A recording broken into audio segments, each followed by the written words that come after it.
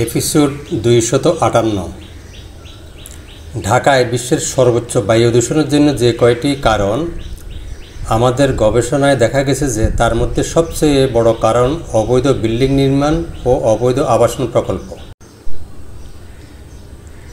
আমাদের উদ্যোগ মূলত দুর্নীতি নিয়ে গবেষণা করা। আমাদের গবেষণা বহু আগেই শেষ হয়েছে। ফেসবুক, ইউটিউবে যা প্রকাশ করছি তা গবেষণার অতি ক্ষুদ্রাংশ। আমরা টিআইবি, সিপিডি বা অনুরূপ কোনো প্রতিষ্ঠানের প্রতিযোগী বা প্রতিদ্বন্দ্বী নহি।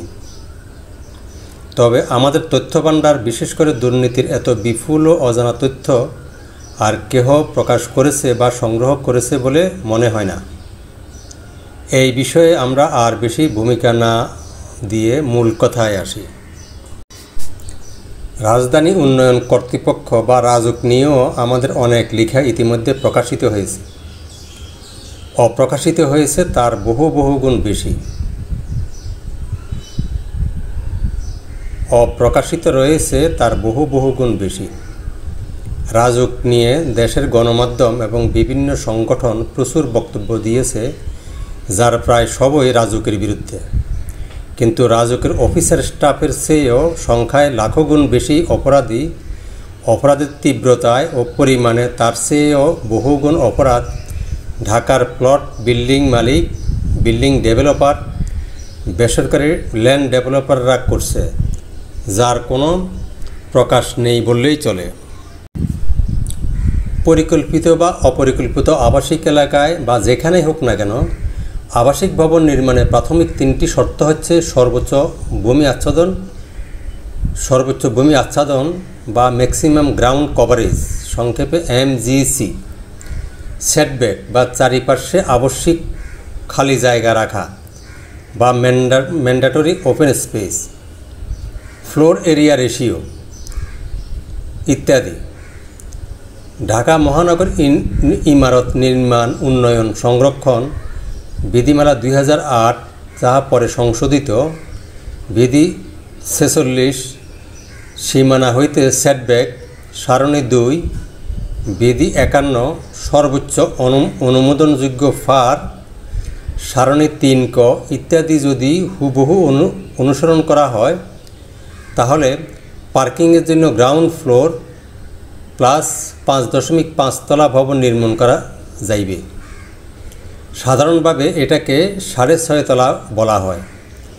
3 কাঠা সমান 2160 বর্গফুট, ধরি 50 ফুট ইন্টু 43.2 ফুট ভূমিতে বা প্লটে 3.5 ফার এ 2160 বর্গফুট ইন্টু 3.5 সমান 7560 বর্গফুট ফ্লোর এরিয়া হবে। এই হিসেবে পূর্ণ একটি তলার ফ্লোর এরিয়া হবে 1375 বর্গফুট, ধরি 40 ফুট বাই 34। সেটব্যাক রাখা হয় বা এর উপর গুরুত্ব দেওয়া হয়েছে পাশের বা পিছনের বিল্ডিংয়ের সাথে ফাঁকা জায়গা যাতে থাকে এবং তা বায়ু প্রবাহের জন্য, ফ্লোর এরিয়া জনঘনত্ব নিয়ন্ত্রণের জন্য, MGC বৃষ্টির পানি শোষণের জন্য ও গাছগাছালি রোপণ করে প্রাকৃতিক পরিবেশ সংরক্ষণের জন্য। কিন্তু ঢাকার 99.99% ভবনেই এর কোনো বিধিই অনুসরণ করা হয় না। উপরে বর্ণিত 3 কাঠার প্লটে স্ট্যান্ডার্ড বিধি মোতাবেক বিল্ডিং নির্মাণ করলে পাশাপাশি বা সাইড বাই সাইড বিল্ডিংয়ে ফাঁকা জায়গার লেংথ হবে ন্যূনতম 8 ফুট।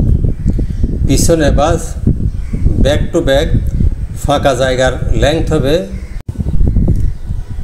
ইস্টার্ন হাউজিংয়ের পল্লবী প্রকল্পটি ঢাকা মহানগর ইমারত নির্মাণ বিধিমালা 2008-এর অনেক পূর্বে শুরু হলেও বনশ্রী এবং আফতাবনগর প্রকল্পের, বিশেষ করে রামপুরা বনশ্রী ও দক্ষিণ বনশ্রী প্রকল্পের 80% ভবন নির্মিত হয় ও নির্মাণাধীন আছে গত 10-12 বছরে। অর্থাৎ বিধিমালা 2008 প্রণয়নের 4 থেকে 6 বছর পর থেকে শুরু হয়ে বিধিমালা 2008 প্রণয়নের 15-16 বছর পার হয়ে গেলেও এখনও 99.99% প্লট মালিক বা ডেভেলপাররা আইনের ধারে কাছেও নেই।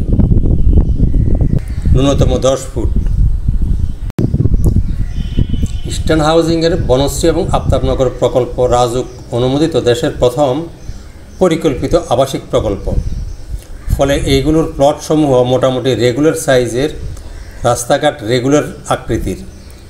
ফলে একই বা একাধিক ব্লকের রাস্তা এবং প্লটসমূহ সামান্য ব্যতিক্রম ব্যতীত প্রায় 100% ইউনিফর্ম সাইজ অ্যান্ড শেপের।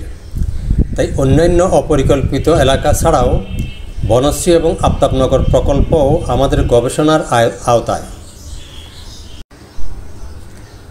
গত কয়েক বছর যাবৎ নতুন একটি ট্রেন্ড চালু হয়েছে যে 2-3 কাঠা থেকে 5-7 কাঠার প্লটে বা ততোধিক বেশি আকারের প্লটে G+8 storied, G+9 storied building নির্মাণ করা। অর্থাৎ গ্রাউন্ড ফ্লোর সাথে 8 তলা, গ্রাউন্ড ফ্লোর সাথে 9 তলা বিল্ডিং নির্মাণ করা। যত তলাই হোক না কেন ফ্লোর এরিয়া রেশিও অর্থাৎ ফার কিন্তু ফিক্সড। তার মানে তলা বা নাম্বার অফ ফ্লোরস বৃদ্ধি পেলে সেটব্যাক স্পেসও বৃদ্ধি পাবে। বাস্তবে নাম্বার অফ ফ্লোরস বৃদ্ধি পাচ্ছে, কিন্তু কৌশলে সেটব্যাক স্পেস বৃদ্ধি না পেয়ে বরং কমছে। পরবর্তী এপিসোডে আমরা তা আরও বিস্তারিত বর্ণনা করব। 3 ফুট।